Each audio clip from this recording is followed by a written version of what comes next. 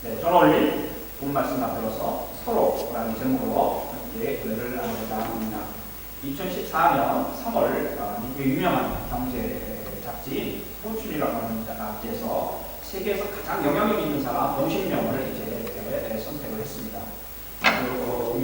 유력한 잡지이고 거기에 신뢰감 있는 그런 잡지입니다. 50명의 리더, 정치, 경제, 종교 할 것 없이 전 세계에서 50이 안에 드는 사람들을 선정을 했는데 그 중에 2위에 이 사람이 선정이 되었습니다. 이분이 누구냐면 지금 한국을 방문하고 있는 바로 프란시스 교황입니다.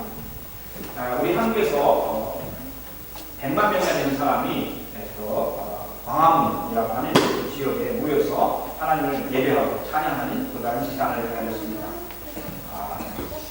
저는 이제 21세기 오면서 이런 일들은 없을 것이다. 1900년대 말에 한국이 영적으로 부흥할 때나 카톨릭이나 개신교에서 100만 명이 이제 모일 수 있는 그러한 것이 있지 그랬는데 이번에 약 100만 명 정도 되는 분들이 광화문에 모여서 하나님을 예배하는 그런 시간을 가졌다고 합니다. 이런 것을 보면서 저는 개인적으로 큰 감동과 함께 우리 한국교회가 과연 어떤 희망이 있는다고 했을 때에 이럴 수도 있구나 하는 그러한 희망을 저는 감동으로 받았습니다. 왜냐하면 이 카톨릭 교회는 철저한 상하 구조로 가지고 있습니다. 군대보다도 어떤 정치적인 어떤 집단보다도 철저한 그 하이어라키 사각다리 구조를 가지고 있는 그러한 모임이 바로 이 카톨릭 교회입니다. 그래서 여러분들이 이 그림에 보듯이 맨 밑에는 이제 평신도들이 대부분의 평신도들이 있고요. 거기에 이제 디아콘이라고 하는 섬기는 사람들이 있고 그 위에 사제들, 이제 신부님들이 계십니다. 크리스토들이 있고 그 위에 그 사제들을 또 관리하는 그런 리더가 비숍. 이 비숍이 가장 중요한 분들이라고 할 수 있습니다. 좀 교구가 좀 커지면은 이제 주교라고 할 수 있는 아키비숍이 있고 그다음에 이제 그 중에서 동망인 사람들을 카디날이라고 해서 이분들이 이제 교황이 될 수 있고 교황을 선출할 수 있는 그런 힘을 가지고 있는 분들이 바로 이 카디날입니다. 근데 그분들이 이제 보면은 천국 갈 때까지 중심직을 감당한 사람이 이제 바로 이 교황이라고 하는 팍스트라고 하는 포프라고 하는 이 분들입니다. 지금 이 카톨릭이 얼마나 위기에 있는가 하면은 바로 그 교황이 두 분이 있어요. 그죠? 한 분은 바로 우리 동네 사람입니다. 바로 여기서 얼마 떨어지지 않은 곳에서 있었던 아주 굉장히 교리적이고 아주 면도칼이라고 할 수 있는 그래서 굉장히 공산주의고 좌파 쪽에 취향되어 있는 그런 해방신학을 이제 정죄하고 그들을 이제 나갔던 사람이 바로 이 라츠모라고 하는 레게스크룹 그 지역에 있는 그 분이었는데 이분이 20년 동안 바티칸에 계시면서 카톨릭을 교리적으로 굉장히 경직화시켰습니다. 그러는 가운데 이제 카톨릭의 어떤 다른 경제적이나 재정적으로 하지만 뒤로는 더 이상한 일들이 사제들이 성적으로 이렇게 문제를 일으킨다든지 또한 부패, 물질적으로 마피아와 연결된다든지 이런 여러 가지 문제들이 일어났습니다. 이상하지 않습니까? 교리적으로는 철저하게 세워나가는데 뒤로는 엄청난 범죄들이, 부패들이 들이대 있었던 것이에요. 그래서 이런 가운데 이제 건강을 이유로 베네딕트 16세가 사임하시고 작년에 이제 새롭게 교황이 되신 분이 바로 이 프란시스코 교황이 되십니다.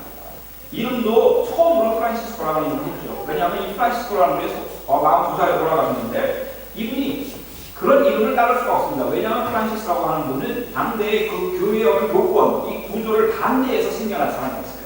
그래서 그분이 신부가 되어서 수도사가 되어서 철저하게 카톨릭 교회와는 다른 빈자들의 그러한 신부로서 평생을 살아갔던 그래서 교회로서 눈에 가시와 같은 그런 사람이었는데 이제 이분의 이름을 따라서 교황의 자기 이름을 했다는 것도 굉장히 좀 새로운 신선한 일이었습니다. 아무튼 이러한 그 사각다리 구조 속에서 이 카톨릭 교회가 가지고 있는 굉장히 중요한 덕목이 하나 있는데 그 구조를 이루기 위해서 순목이라고 하는 순종보다도 더 강한 아주 강제적인 그러한 자발적인 이런 순종과 순목이 있어야 한다는 것입니다.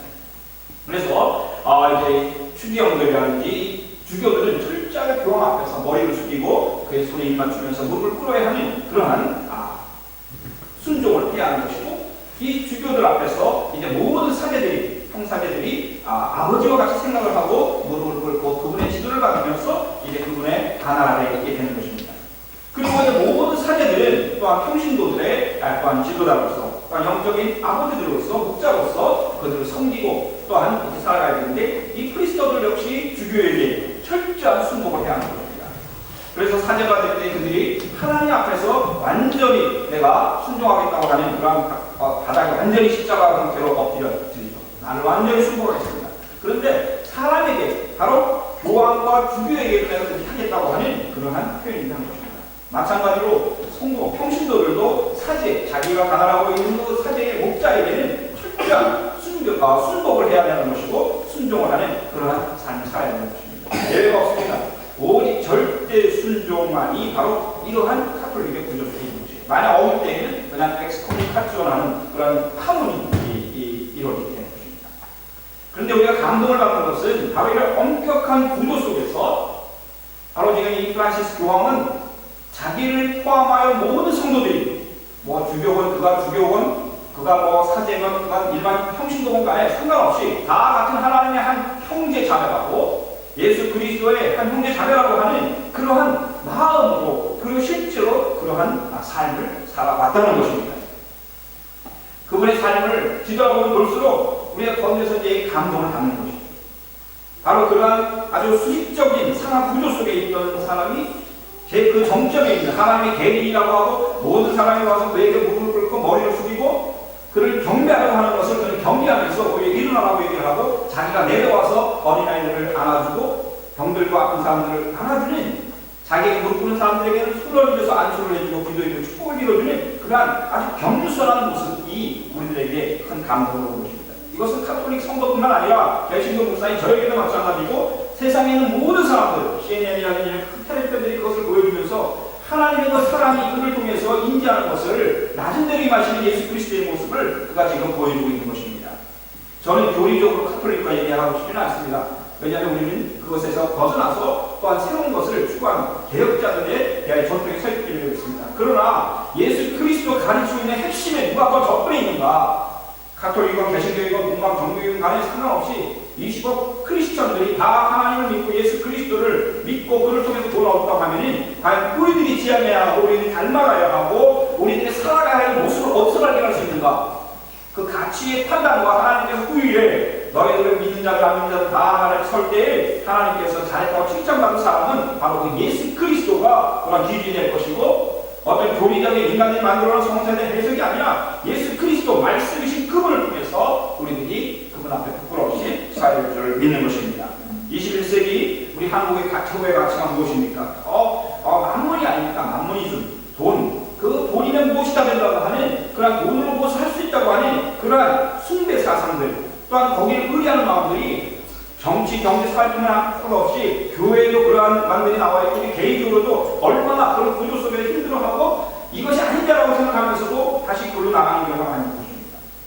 그런데 바로 21세기 정말 모든 사람들이 최고의 자리에 놓고 그것을 섬기고 있는 그 돈, 물질주의 앞에서 이 교황은 그 마테리얼리즘 모습을 개념 저항하라고 하는 그러한 이제 말을 할 수 있는 자리에 있다는 것입니다.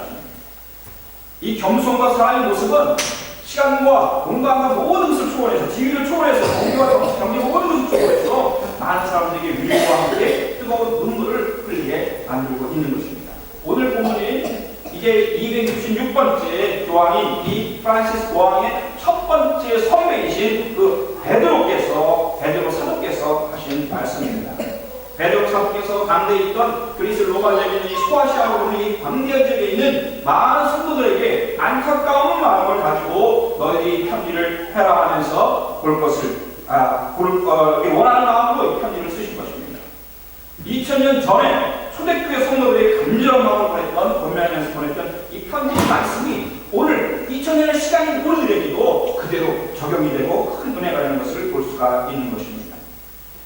오늘 이 초대교회 성도님들은 밖으로는 그 로마 황제들에 의해서 혹시나 핍박을 받았습니다.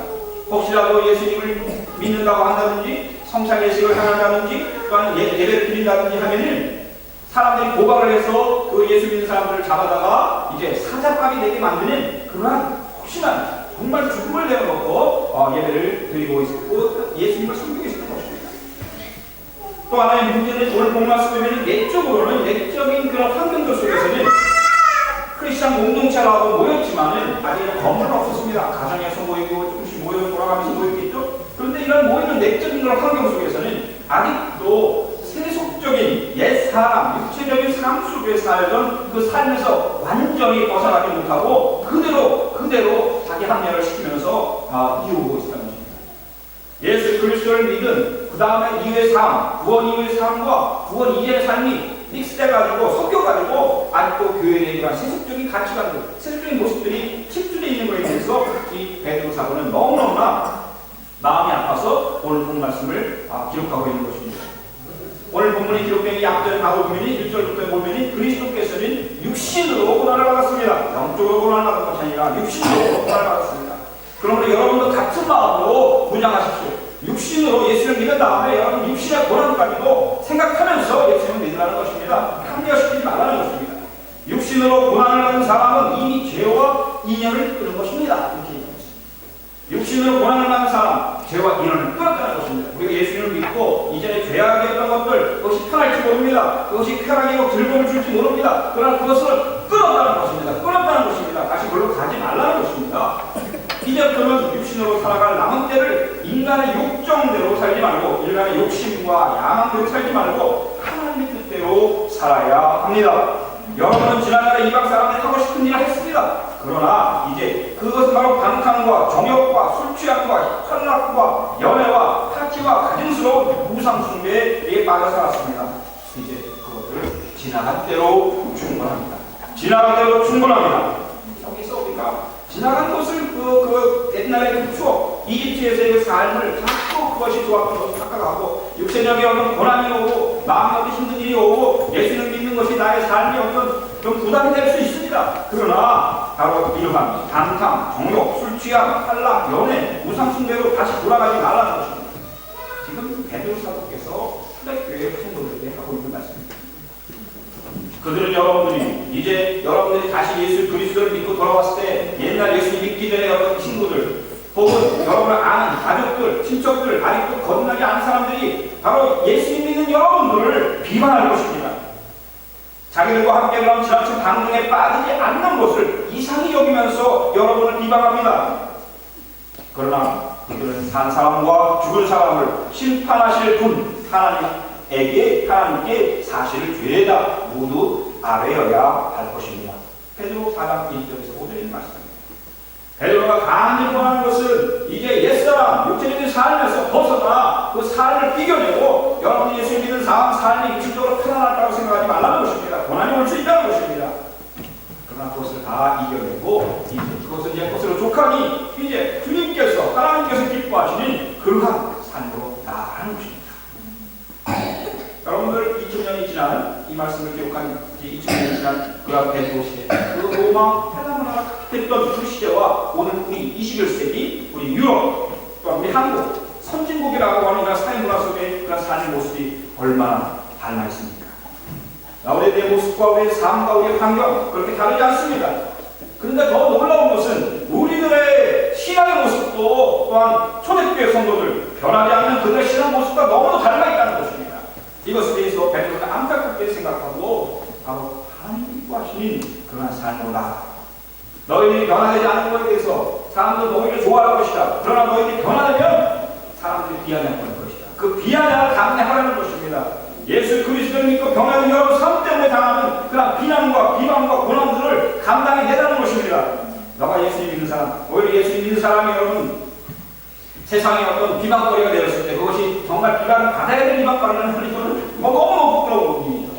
그러나 정말 여러분들이 변화된 모습을 통해서 하나님을 사랑하고 이렇게 프란시스 교황처럼 겸손한 모습으로 찾아가고 다른 사람들을 안아줄 때 오히려 그것은 그 사람들이 입으로는 비방할지 모르지만 마음으로는 여러분들을 존경하게 되고 저가 가는 것이 왜 그러니까 하는 여러분들 속에서 바로 여러분을 변화시킨 그 주님, 그 예수 그리스도를 보게 할 줄 믿습니다.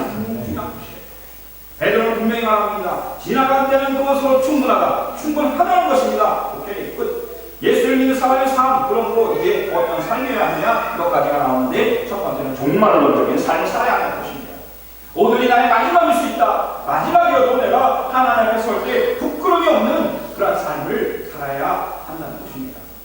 만물의 마지막에 가까이 왔으니 그러므로 너희는 정신을 차리고 근신하여 기도하라. 마지막 만물이 가까웠다는 것입니다. 여러분들 초대교회 성도들은 정말 매일매일 마지막까지 살았습니다.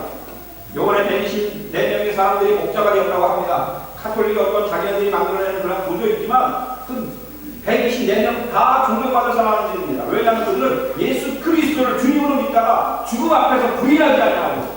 네가 개종하면은 살려주겠다. 지금 이란들이 21세기 지금 이 이라크 북부 지역에서도 지금 이슬람 국가라고 하는 거 이상한 집단에 의해서 지금 일어나고 있지 않습니까? 어저께도 제가 신문 읽었습니다. 80명이 또 예수 그리스도를 믿는다는 이유로 개종하지 않는다는 이유로 또 순교를 당했습니다. 얼마나 부끄러운지, 얼마나 그리고 대리가 되지 않습니까?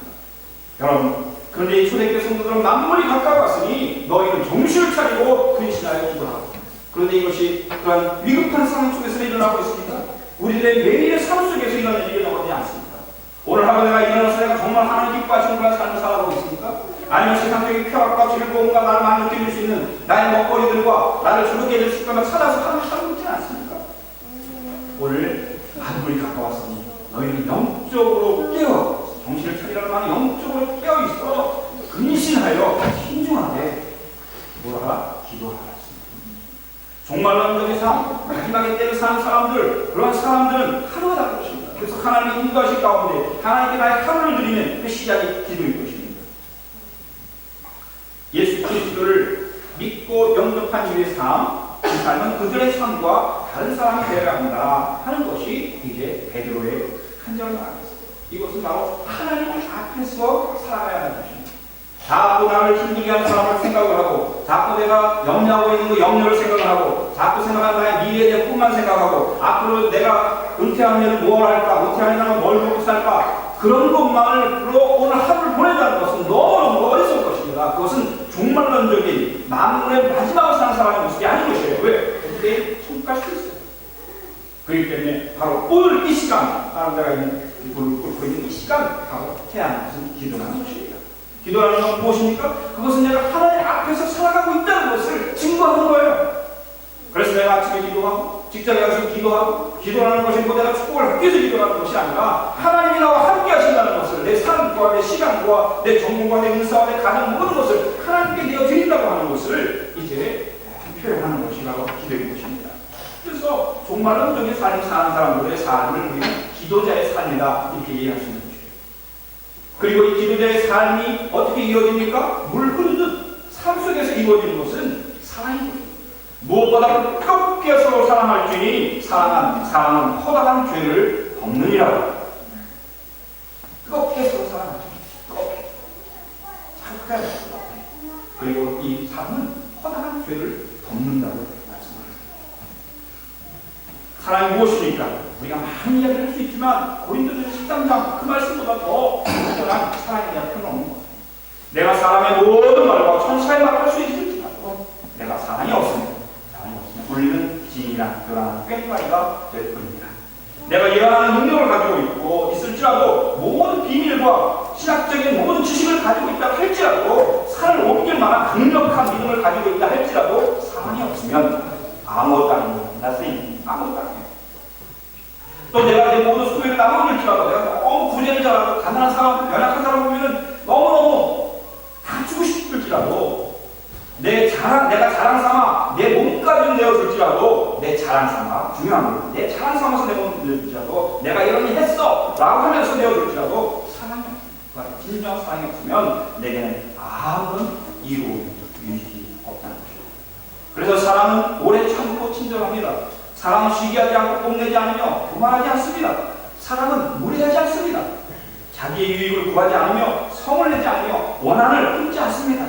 사랑은 불의를 기뻐하지 않으며 즐겁게 하고 사랑은 모든 것을 덮어주며 아까 말씀했죠. 사랑은 허다한 죄를 덮느니라. 바울도 마찬가지 말씀이에요. 사랑은 모든 것을 덮어주며 모든 것을 믿으며 모든 것을 바라며 모든 것을 견딥니다. 사랑은 없어지지 않습니다. 그러나 예언하는 사람은 대단하죠. 예언도 사랑입니다. 방언도 썩 멈추게 됩니다. 모든 지식 다 사랑입니다. 우리는 지금 부분적으로 알고 부분적으로 예언하고 말씀을 전합니다. 그러나 온전한 것, 완전한 예수 그리스도의 그 구원이 올 때에는 하나님 앞에 살 때는 부분적인 것, 이 세상에서 미진했던 것들 다 사라진다는 것입니다.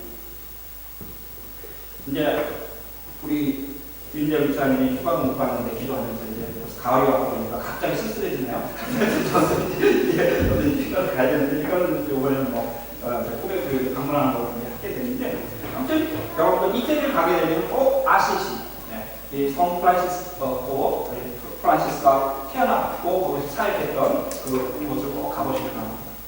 동네가 굉장히 이뻐요. 우리 자매님들이 좋아하는 것도 많이 있어요. 근데 그거 가지 말고 그 모든 이곳들을 다 경계하고 그 끝에 가게 되면은 이 성 프란시스코 무덤이 있는 그 예배당이 있습니다. 그분이 오래 살지 않았죠? 81년에 태어나서 26년까지 살았으니까요. 젊은 나이에 살았습니다. 보니까 한 45살쯤 살았네. 그런 삶을 살았습니다. 근데 이분이 평생 왜 이렇게 프란시스라는 이름이 남아있는가? 교황의 대정을 하고 교황과 반대의 삶을 살았던 일반 사례들하고 반대의 삶을 살았던 그런 낮은 자의 성경의 삶을 살았던 이분이 왜 이런 분을 따르는 그런 사람들이 많은가? 지금 많은 수도단체들이 있지만 우리나라에 또 이 프란시스 단체하고 또 베네딕트 단체들이 아주 산맥같이 강력하게 있습니다. 물론 도미니카하고 또 3대가 있는데 아무튼 다른 모임들은 굉장히 직접이고 아주 교리적인 그런 문제만 이쪽은 성질, 탁발신들 같이 우월하게 다니면서 가난한 사람들 돕고 했던 사람입니다. 우리 여러분도 잘 알고 우리 또한 찬양하는 형제들이 이제 가끔 하기도 하는 평화의 기도라는 평화의 기도라는 찬양이 있잖아요. 얼마나 아름답습니까? 그 내용도 너무 아름답습니다. 근데 이 평화의 기도문이 만들어지게 된 배경이 있는데 어느 날 이 프란시스가 이제 집에 이제 머물고 있었습니다. 근데 작은 집이죠. 작은 집에 머물고 있었는데 누가 노크를 하는 거예요. 문을 두드렸는데 딱 문을 열었는데 보니까 밤도 늦은 시간이었습니다. 근데 보니까 한 나병 환자가 있는데 벌써 얼굴이 너무 험상궂게 생겼고 이 나병 환자가 딱 서 있는 거예요. 그리고 너무 추운 그런 날씨였고 감기 때문에 이 나병 환자가 프란시스에 얘기하는 것입니다. 내가 좀 방에 들어가서 당신 집에 들어가서 몸을 좀 녹이면 안 되겠습니까? 라고 간청을 하는 것이었습니다. 이 프란시스가 할 수가 없었지만은 이제 그래도 그 손을 잡고 방으로 안내를 해주었습니다. 조금 이제 몸이 녹음하니까 이 험상궂은 얼굴 이상이 아주 험상궂은 나비 환자가 다시 내가 배가 고픈데 큰 넘자고 좀 식사 좀 하게 해달라고 이렇게 얘기하는 것이었어요. 그래서 또 이 프란시스가 이제 가서 이제 음식을 준비를 해가지고 또 나비 환자에게 대접을 했습니다. 식탁에 앉아서 둘이 같이 이제 깊은 대화 못 나눴겠죠. 참 이상한 사람이다 그렇게 얘기할 수 있겠습니다. 밤이 깊어지는데 이제 이 환자가 왜 이렇게 방이 춥냐고 이거 밤 춥죠. 아주 추운데 갑자기 이제 프란시스에게 당신의 몸으로 그것도 옷 입지 말고 당신의 체온으로 36.5도로 나를 좀 높여달라고 이렇게 얘기하는 것이었어요. 진짜 이거는 너무하지 않습니까? 나병 환자 아니면은 자기는 그 병에 걸리는. 근데 이 프란시스는 자기가 입었던 옷을 벗었습니다. 옷도 많지도 않죠. 나의 옷을 딱 벗고 자기는 치워두고 나병 환자를 안아줬습니다. 녹여줬습니다. 그의 얼음몸을 녹여주면서 있었는데 그러다가 잠이 들어나고 이튿날 아침 프란시스가 일어나 보니까 그 환자가 온데가 되어오는 거예요.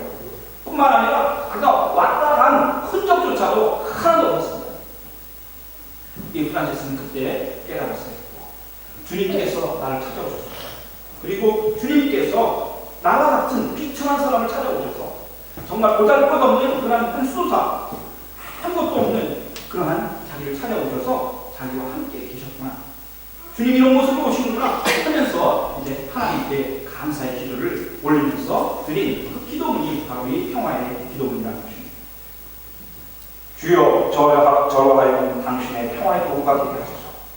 미움이 있는 곳에 사랑, 모욕이 있는 곳에 용서, 의혹이 있는 곳에 믿음, 절망이 있는 곳에 희망, 어둠의 빛을 슬픔이 있는 곳에 기쁨을 가져오는 자가 되게 하소서.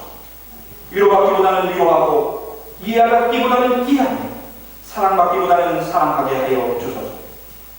우리는 중으로서 받고 용서함으로써 용서받는 것, 자기를 버리고 죽음으로써 영생을 얻기 때문입니다. 프란시스는 정말 자기가 기도했던 이대로 살아갔습니다. 이것이 바로 우리의 모습, 우리 교회의 모습, 주님을 따르는 우리의 모습이 되어야 합니다.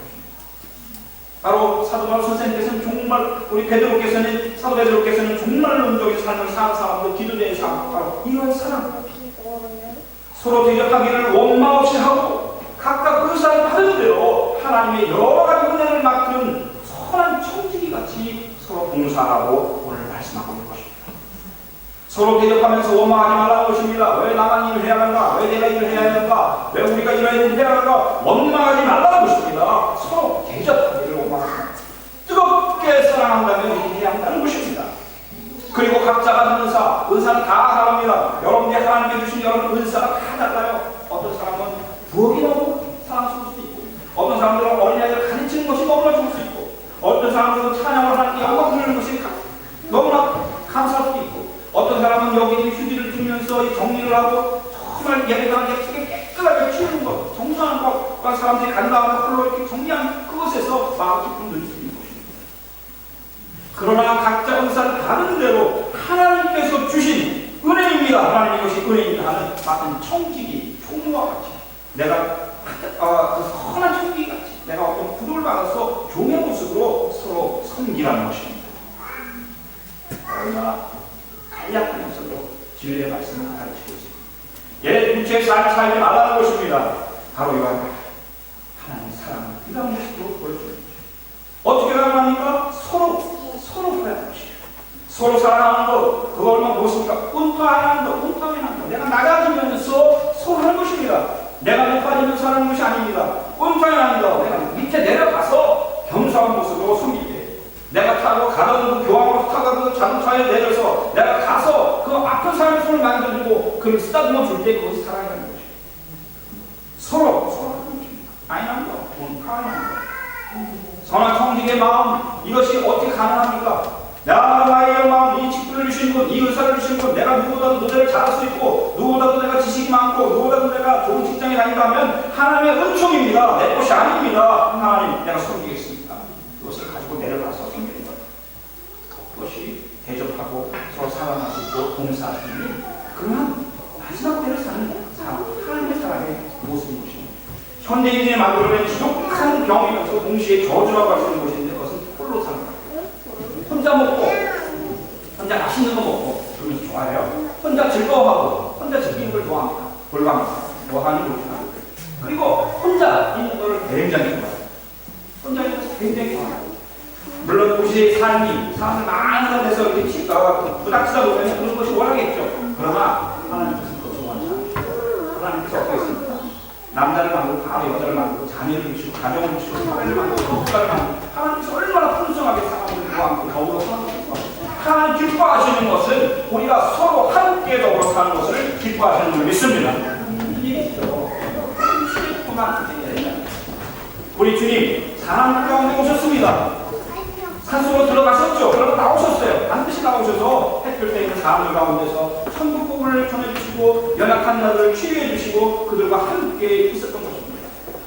바로 이러한 진정한 섬김의 보험, 그거는 프란시스코 교황만이 아니라 그가 따르고 있는 그 주님을 우리가 보아야 할 것입니다. 그분은 항상 주님 그런 것을 내어주는 걸 보게 돼요. 그가 페이스북에도 그렇게 썼죠. 이런 것이 우리 복자들이 너무 좋았습니다. 그때 마지막 부분이 한 말이 있어요. 진정한 우리의 축복은, 우리의 보석은 바로 예수님입니다. 우리는 좋은 것이 많습니다. 그러나 최고의 보석, 최고의 복을, 최고의 가치 있는 분은 예수님입니다. 그래서 내 모든 것이 끊겼구나. 오늘 본 말씀에서 뭐라고 말씀했습니까? 내가 말할 때에는 설교를 하는 사람들은 하나님의 말씀을 전하는 것처럼 하라고, 하나님의 말씀을 전하는 것처럼 설교할 때 자기 얘기하지 말라는 것입니다. 우리가 주님의 삶으로 말할 때, 신앙적인 내용 나눌 때 하나님의 말씀, 하나님께서 말씀하시듯이 하나님 주시고 얼마나 놀라운 말입니까? 권위를 가지고 사랑을 가지고 진심으로 하는 겁니다.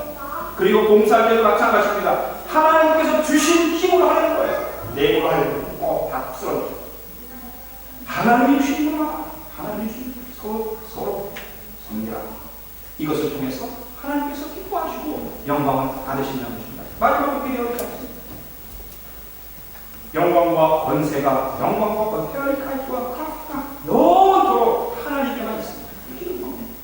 사랑하는 성도님들, 우리는 종말을 사는, 마지막을 사는 사람들의 삶의 모습으로 이제 하나님의 힘으로 매일매일 하나님과 함께 사랑하는 형제자매들과 함께 그리고 하나님 앞에서 서로 사랑하며 섬김의 삶을 살아가는 진정한 주님의 사람, 주님을 따르는 그러한 사람의 삶의 모습이 될 수 있기를 간절히 축원을 드립니다.